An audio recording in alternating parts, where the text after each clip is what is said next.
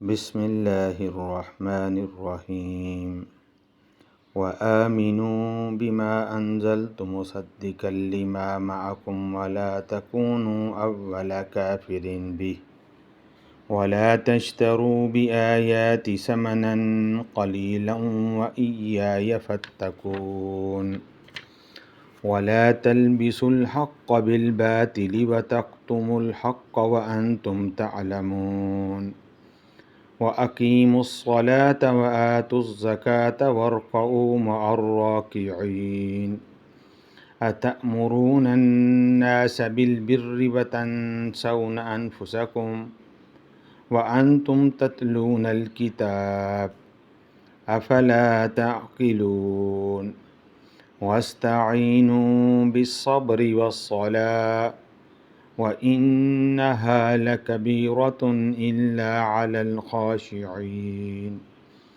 الَّذِينَ يَظُنُّونَ أَنَّهُمْ مُلَاقُو رَبِّهِمْ وَأَنَّهُمْ إِلَيْهِ راجعون۔ یہ سورۃ البقرہ کی آیت نمبر 41 سے 46 کا ترجمہ اور مختصر تفسیر ہے۔ اور ایمان لاؤ اس کتاب پر جو میں نے نازل کی ہے، جو تصدیق کرتی ہے اس کتاب کی جو تمہارے پاس ہے، اور تم ہی سب سے پہلے اس کا کفر کرنے والے نہ بن جاؤ، اور میری آیات کے عوض حقیر سی قیمت قبول نہ کرو، اور صرف میرا تقوی اختیار کرو،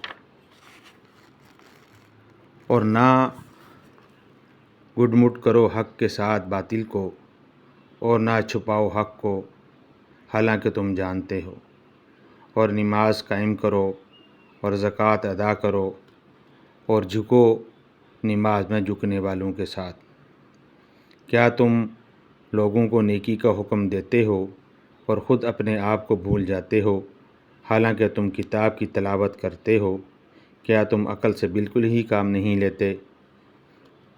اور مدد حاصل کرو صبر سے اور نماز سے، اور یقیناً یہ بہت بھاری شے ہے، مگر عاجزوں پر یہ بھاری نہیں ہے۔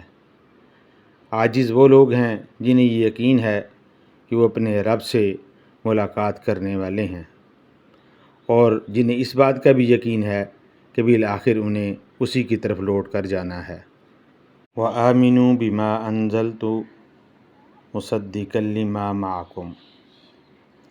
ان الفاظ کے دو معنی ہیں۔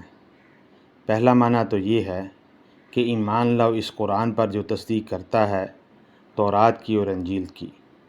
ازروئے الفاظ قرآن کریم کہتا ہے اِنَّا أَنزَلْنَاهُ التَّوْرَاةَ فِيهَا هُدًى وَنُورٌ، کہ ہم نے نازل کی تورات جس میں ہدایت اور روشنی تھی۔ اور دوسری جگہ ارشاد خداوندی ہے وَآتَيْنَاهُ الْإِنْجِيلَ فِيهِ هُدًى وَنُورٌ، اور ہم نے عیسیٰ علیہ السلام کو انجیل دی جس میں ہدایت اور روشنی تھی۔ اور اس کا دوسرا معنی یہ ہے کہ قرآن اور محمد صلی اللہ علیہ وسلم ان پیشین گوئیوں کا مصداق بن کر آئے ہیں جو تورات اور انجیل میں تھیں۔ انہیں قبول کرو ورنہ وہ پیش گوئیاں جھوٹی ثابت ہوں گی۔ نیز یہ بھی اشارہ ہے کہ قرآن کے دیدہ و دانستہ تکذیب کرنے والوں میں اول مت ہو، اس لیے کہ یہ آیات الہیہ ہیں، اور تم ان کو صرف اس لیے رد کر رہے ہو کہ کہیں تمہاری حیثیت، تمہاری چودراہٹ پر کوئی آنچ نہ آئے۔ یہ تو حقیر سی چیزیں ہیں، یہ صرف اس دنیا کا سامان ہیں، اس کے سوا کچھ نہیں ہیں۔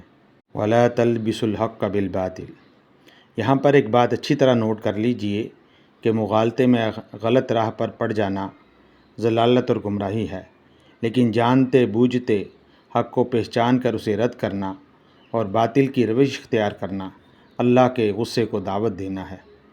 اس سورۃ البقرہ میں آگے چل کر آئے گا کہ علماء یہود محمد صلی اللہ علیہ وسلم کو اور قرآن کو اس طرح پہچانتے تھے جیسے اپنے بیٹوں کو پہچانتے تھے، یعنی اللہ پاک فرماتے ہیں یعرفونہ کما یعرفون ابناءہم، لیکن اس کے باوجود انہوں نے محض اپنی دنیاوی مصلحتوں کے پیش نظر آپ علیہ الصلاۃ والسلام اور قرآن کی تکذیب کی۔ اور اگلی آیت میں وَأَقِیمُوا الصَّلَاةَ، اس میں حکم دیا گیا ہے کہ جماعت کے ساتھ نماز کو ادا کرو۔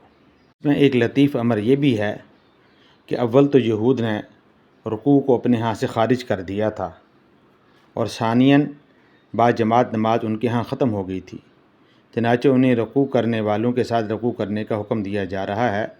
گویا ان کو صراحتاً یہ بات سمجھائی جا رہی ہے کہ نبی آخر الزمان محمد صلی اللہ علیہ وآلہ وسلم پر صرف ایمان لانا ہی نجات کے لیے کافی نہیں، بلکہ تمام اصول میں آپ علیہ السلام کی پیروی ضروری ہے۔ نماز بھی آپ کے طریقے پر پڑھو، اس میں رکوع بھی ہو اور با جماعت بھی ہو۔ آگے ارشاد خداوندی ہے، اتأمرون الناس بالبر وتنسون انفسکم۔ ان آیت کا اصل مخاطب علماء یہود ہیں، جو لوگوں کو تقوی اور پارسائی کی تعلیم دیتے تھے، لیکن ان کا اپنا کردار اس کے برعکس تھا۔ اور آگے ارشاد فرمایا، وَاسْتَعِینُوا بِالصَّبْرِ وَالصَّلَاةِ۔ یہاں پر صبر کا لفظ بہت بامعنی ہے۔ علماء سو کیوں وجود میں آتے ہیں؟ جب وہ صبر اور قناعت کا دامن اپنے ہاتھ سے چھوڑ دیتے ہیں تو حب مال ان کے دل میں جگہ بنا لیتی ہے، وہ دنیا کے کتے بن جاتے ہیں، پھر وہ دین کو بدنام کرنے والے ہوتے ہیں، بظاہر دینی مراسم کے پابند نظر آتے ہیں، لیکن دراصل پس پردہ ان کے تمام معاملات دنیاوی ہوتے ہیں، چنانچہ انہیں صبر کی تاکید کی جا رہی ہے۔ صبر کے ساتھ جو دوسری چیز ہے وہ نماز ہے۔ علماء یہود وضوح حق کے بعد محمد صلی اللہ علیہ وآلہ وسلم پر ایمان نہیں لائے۔ اس کی بڑی وجہ حب ما اور حب جا تھی۔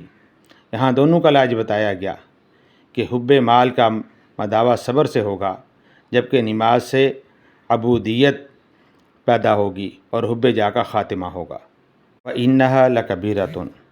عام طور پر یہ خیال ظاہر کیا گیا ہے کہ انہا کی ضمیر صرف صلاۃ کے لیے ہے، یعنی نماز بہت بھاری اور مشکل کام ہے، لیکن مفسرین نے اس کے بارے میں ایک اور رائے بھی دی ہے کہ یہ در حقیقت سابقہ پورے طرز عمل کی طرف اشارہ ہے۔ إِلَّا عَلَى الْخَاشِعِينَ، مگر خشوع رکھنے والوں پر اور ڈرنے والوں پر، یعنی یہ نماز اللہ کا خشوع اور اللہ سے ڈرنے والوں کے لیے بھاری نہیں ہے، اس لیے کہ ان کے دل اللہ کی حکموں کے آگے جھکے ہوئے ہیں۔ الذین یظنون انہم ملاقو ربہم۔ اس آیت کریمہ کے اندر یہ فرمایا جا رہا ہے کہ یہ ایمان بالآخرت ہی ہے جو انسان کو عمل کے میدان میں سیدھا کرتا ہے۔ ایمان والے یقین رکھتے ہیں کہ انہیں اللہ کے روبرو حاضر ہونا ہے۔